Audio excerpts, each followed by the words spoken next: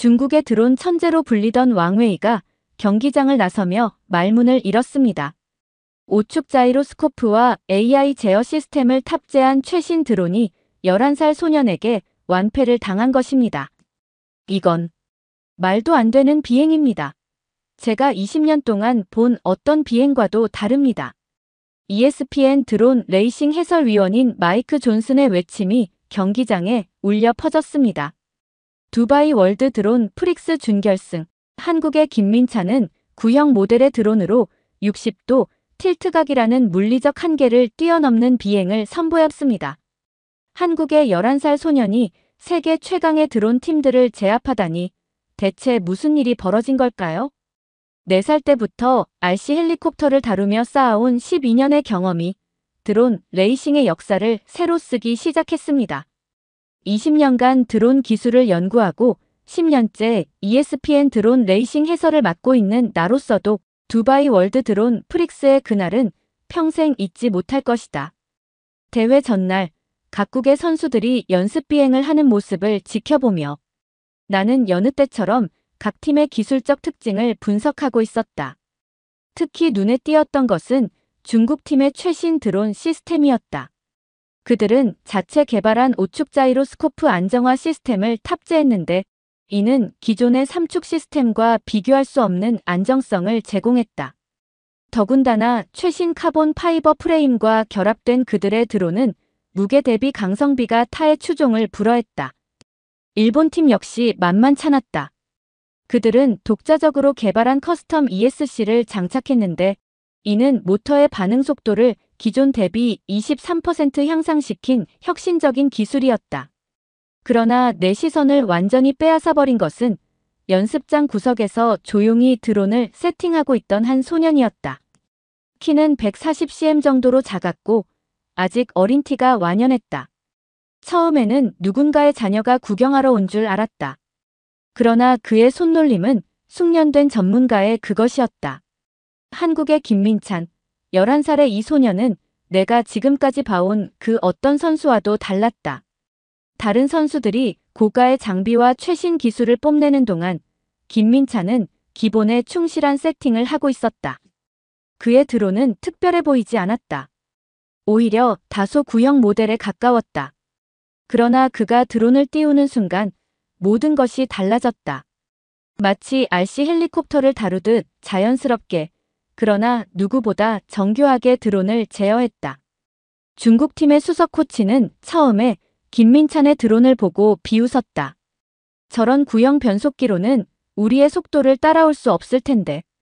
그러나 그의 비웃음은 오래가지 않았다. 김민찬의 드론이 불가능해 보이는 각도로 장애물을 통과하고 완벽한 제어로 헤어핀 턴을 성공시키는 것을 본 후 그의 표정은 순식간에 굳어져 버렸다. 특히 놀라웠던 것은 김민찬의 여유로운 태도였다.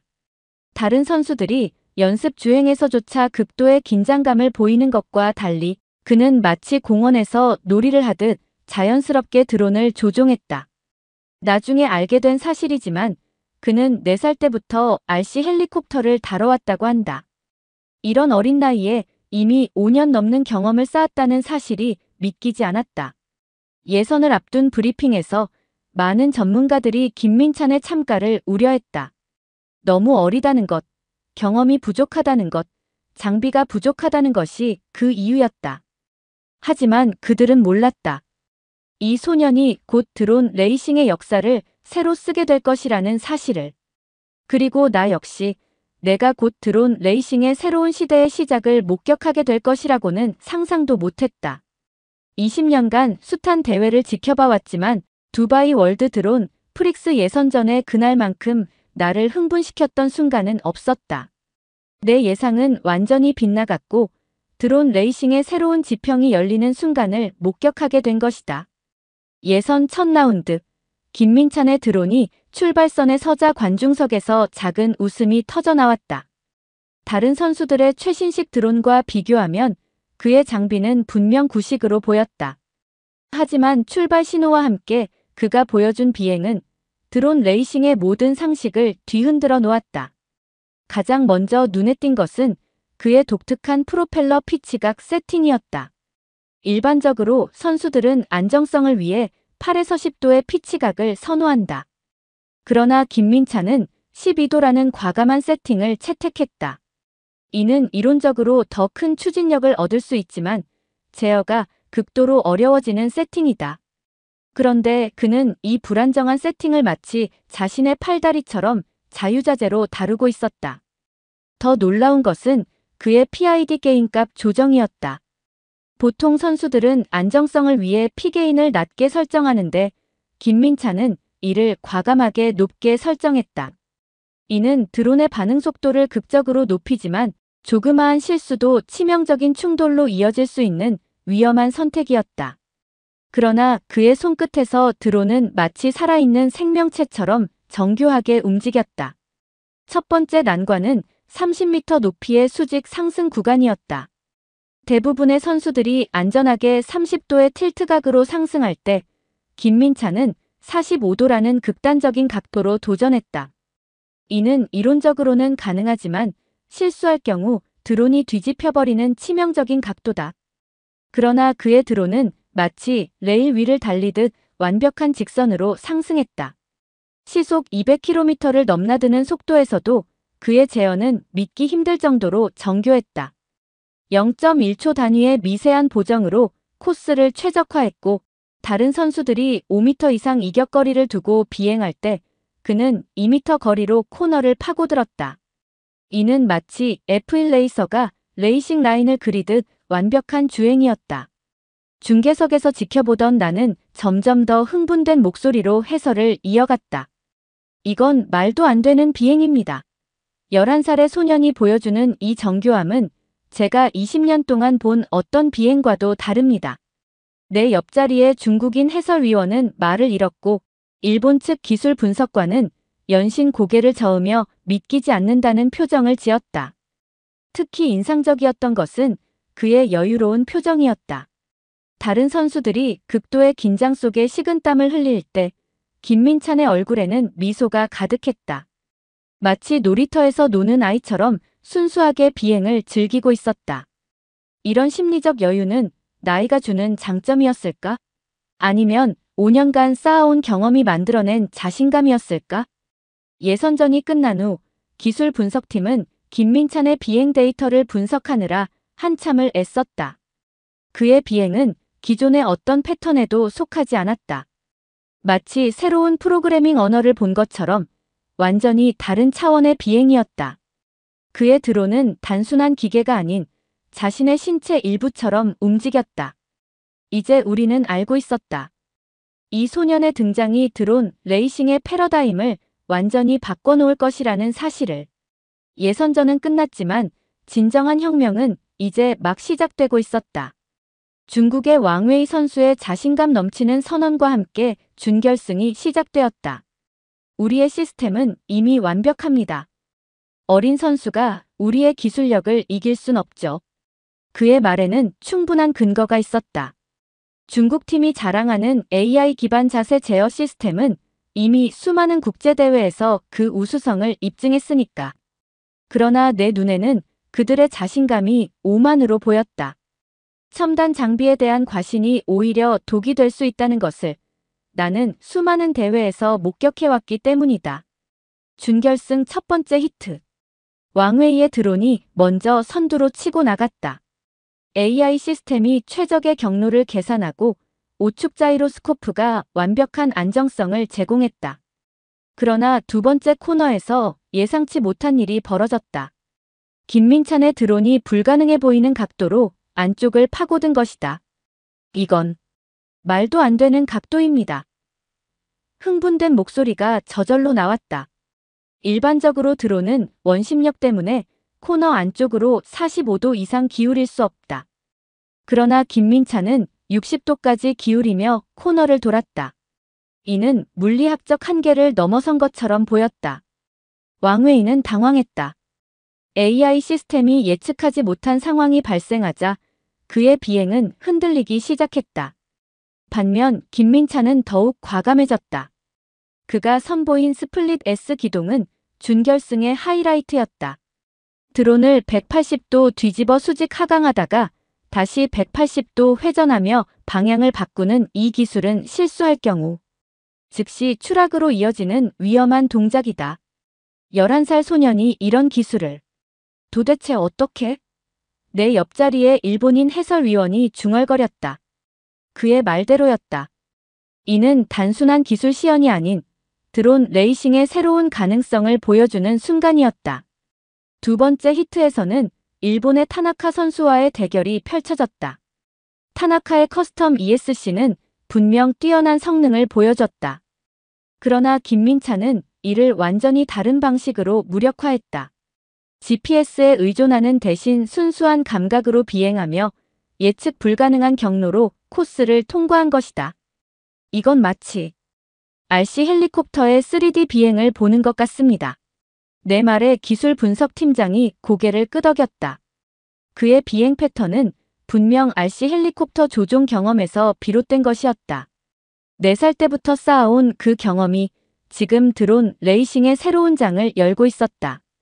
관중석은 완전히 침묵에 빠졌다가 곧 기립박수가 터져나왔다.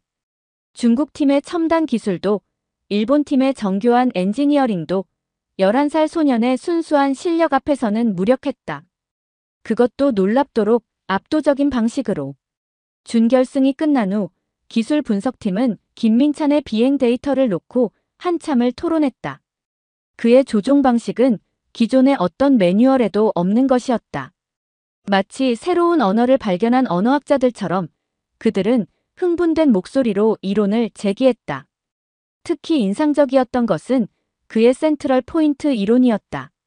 드론의 중심점을 기준으로 모든 움직임을 계산하는 이 방식은 기존의 벡터 기반 제어 방식과는 완전히 달랐다. 이는 마치 발레리나가 피루엣을 출 때 한 점을 응시하는 것과 같은 원리였다. 이제 드론 레이싱의 교과서를 다시 써야 할 것 같군요. 중국팀 코치의 말이 깊이 와닿았다. 준결승은 끝났지만 우리는 모두 알고 있었다. 이것이 단순한 경기가 아닌 역사의 한 페이지를 목격하는 순간이라는 것을. 돌아보면 그날의 준결승은 기술의 한계에 안주하지 않는 한국의 도전 정신을 보여준 순간이었다. 그리고 그 중심에는 드론을 단순한 기계가 아닌 자신의 일부처럼 다루는 11살 소년이 있었다. 7년이 흐른 지금도 그날의 두바이 대회가 드론 레이싱의 터닝 포인트였다는 데는 이견이 없다. 11살 소년의 등장으로 시작된 변화는 2023년 ESPN DRL 시즌에서 정점을 찍었다. 이제 18이 된 김민찬이 아시아 최초로 DRL 챔피언십을 제패한 것이다. DRL 결승전을 중계하며 나는 7년간의 변화를 떠올렸다. 하루 5-6시간의 훈련으로 다져진 그의 기술은 이제 완벽한 경지에 이르렀다. 특히 그가 독자적으로 개발한 모터 튜닝 기법은 업계의 새로운 표준이 되어가고 있었다. 이건 전통적인 KV값 조정과는 완전히 다른 접근법입니다. 기술 분석팀장의 설명이 이어졌다. 김민찬 선수는 모터의 회전력과 반응 속도 사이에 완전히 새로운 균형점을 찾아냈어요. 2600kV 모터를 2850kV급의 성능으로 끌어올리면서도 안정성은 오히려 높였죠. 프레임 설계에서도 혁신은 계속됐다. 기존의 X형 프레임 대신 그가 고안한 M형 구조는 무게 중심을 획기적으로 낮췄다. 공기역학적으로는 불리할 것 같았지만 실제로는 고속 선회 시 안정성이 30% 이상 향상됐습니다. 독일 항공역학연구소의 분석 결과였다. 결승전 당일 모든 이목은 그에게 집중됐다. 서구 선수들의 아성이었던 DRL에서 아시아 선수가 우승할 수 있을까? 하지만 경기가 시작되자 그런 의구심은 순식간에 사라졌다. 김민찬은 예선전부터 자신만의 페이스를 보여줬다. 특히 충격적이었던 건 터널 런 구간이었다. 폭 2m의 좁은 터널을 통과하는 이 구간에서 그는 기존 기록을 무려 0.8초나 단축했다. 시속 180km로 터널을 통과하면서도 그의 드론은 단 한 번의 흔들림도 없었다. 이건 마치 드론이 레일 위를 달리는 것 같군요. ESPN 동료 해설위원의 말이 정확했다. 그의 비행은 이제 완벽한 예술의 경지에 이르렀다. 7년 전 두바이에서 보여준 재능이 수만 시간의 훈련을 거쳐 완성된 것이다. 결승전 마지막 랩. 김민찬의 드론이 결승선을 통과하는 순간 중계석에서는 환호성이 터져나왔다. 드디어 해냈습니다. 아시아 최초의 DRL 챔피언이 탄생했습니다. 내 목소리가 떨렸다. 이것은 단순한 우승이 아닌 드론 레이싱 역사의 새로운 장이 열리는 순간이었다. 시상식에서 그가 들고 있던 태극기가 인상적이었다. 7년 전 두바이에서도 그리고 지금도 그의 비행에는 한국의 도전 정신이 깃들어 있었다. 이번 우승은 저 혼자만의 것이 아닙니다. 한국의 드론 기술을 세계에 알릴 수 있어 기쁩니다. CNN, BBC 등 주요 외신들은 일제히 그의 우승을 조명했다. 드론 레이싱의 판도를 바꾼 한국의 천재, 18세. 소년이 써내려간 새로운 역사 등의 헤드라인이 이어졌다. 특히 영국의 드론 전문지 UAV 위클리는 그를 드론 레이싱의 미래라고 평가했다. 더욱 놀라운 것은 그가 우승 상금의 절반을 한국의 청소년 드론 교육에 기부했다는 소식이었다. 저처럼 어린 나이에 드론을 접한 친구들이 많아졌으면 좋겠습니다. 그의 말처럼 이제 한국에서는 더 많은 꿈나무들이 그의 뒤를 잇고 있다. DRL 시즌이 끝난 후 국제드론연맹은 김민찬의 비행 데이터를 공식 교육 자료로 채택했다. 그의 혁신은 이제 다음 세대를 위한 이정표가 된 것이다. 7년 전 두바이에서 시작된 작은 혁명은 이제 드론 레이싱의 새로운 표준이 되어가고 있었다. 2024년 초 세계 드론 연맹 연례 컨퍼런스의 기조 연설자로 나섰을 때 나는 한국의 드론 레이싱이 세계의 판도를 어떻게 바꾸었는지 설명해야 했다. 김민찬이라는 한 선수의 등장이 어떻게 e스포츠의 패러다임을 완전히 뒤바꿔 놓았는지 말이다. 가장 극적인 변화는 훈련 방식이었다. 이제 세계 각국의 선수들은 김민찬의 RC 헬리콥터 선행학습법을 도입하고 있다. 복잡한 드론 조종에 앞서 RC 헬리콥터로 기본기를 다지는 것이다. 독일의 드론 아카데미는 이 방식을 도입한 후 선수들의 기량이 평균 40% 향상됐다고 보고했다. 그의 M형 프레임 설계는 이제 업계 표준이 되어가고 있다. DJI, 파롯 등 세계적인 드론 제조사들이 이 설계를 기반으로 한 신제품을 출시했다. 김민찬의 혁신은 드론의 물리적 한계를 새롭게 정의했다라는 MIT 공학연구소의 평가는 결코 과장이 아니었다. 더욱 흥미로운 것은 한국식 드론 교육 시스템의 세계적 확산이다. 체계적인 이론 교육과 실전 훈련을 결합한 이 시스템은 이미 15개국에서 공식 채택됐다. 특히 감각 트레이닝이라 불리는 한국의 독특한 훈련 방식은 선수들의 직관력을 키우는데 탁월한 효과를 보이고 있다. 한국의 시스템이 특별한 이유는 단순한 기술 훈련을 넘어선 전인적 접근법 때문입니다. FAI 교육위원장의 말이다. 드론을 단순한 기계가 아닌 자신의 연장선으로 인식하도록 가르치는 방식이 혁신적입니다. 최근 FAI 드론 월드 챔피언십에서도 한국의 영향력은 뚜렷했다. 참가 선수의 40%가 한국식 훈련 방식을 도입했고 상위 10위권의 절반이 한국의 기술을 연구한 선수들이었다. 특히 김민찬이 개발한 CPC 센트럴 포인트 내비게이션 시스템은 이제 필수적인 기술이 되었다. 드론 기술의 발전 방향도 변화했다. 과거에는 첨단 전자장비와 AI 시스템에 의존하던 추세였지만 이제는 조종사의 감각과 기술을 극대화하는 방향으로 진화하고 있다. 인간의 직관과 기계의 정밀성이 완벽한 조화를 이루는 것. 그것이 바로 한국이 보여준 혁신의 핵심입니다. 드론텍 저널의 분석이다. 교육계의 변화도 주목할 만하다. 한국의 영재교육원에서는 이미 드론 파일럿 과정이 필수 커리큘럼이 되었고 이는 여러 나라에서 벤치마킹되고 있다. 드론 레이싱은 단순한 스포츠가 아닌 미래 기술의 훈련장입니다. 서울과학고 드론부 지도교수의 말이다. 산업계에서도 변화의 바람이 불고 있다. 드론 배송, 재난 구조, 정밀 농업 등 다양한 분야에서 레이싱 드론의 기술이 활용되기 시작했다. 우리는 이제 드론 레이싱 2.0 시대로 접어들고 있습니다. 내가 컨퍼런스에서 한 말이다. 한국이 보여준 혁신은 단순한 기술적 진보를 넘어 인간과 기계의 관계를 새롭게 정의했습니다. 최근 김민찬은 자신의 기술을 담은 교육 프로그램을 개발 중이다. 드론은 이제 미래 사회의 필수 도구가 될 것입니다. 더 많은 사람들이 이 기술을 습득할 수 있도록 돕고 싶습니다. 그의 말처럼 드론 레이싱은 이제 단순한 스포츠를 넘어 미래 기술의 실험장이 되어가고 있다. 7년 전 11살 소년의 등장으로 시작된 혁명은 아직도 진행 중이다. 그리고 우리는 알고 있다. 이것이 끝이 아닌 새로운 시작이라는 것을. 드론 레이싱의 미래는 한국이 보여준 혁신의 길을 따라 계속해서 진화해 나갈 것이다. 구독자님들, 오늘 사연 중 가장 인상 깊은 부분을 댓글로 공유해 다른 분들과 함께 의견 나눠보세요. 저도 읽어보며 소통하겠습니다.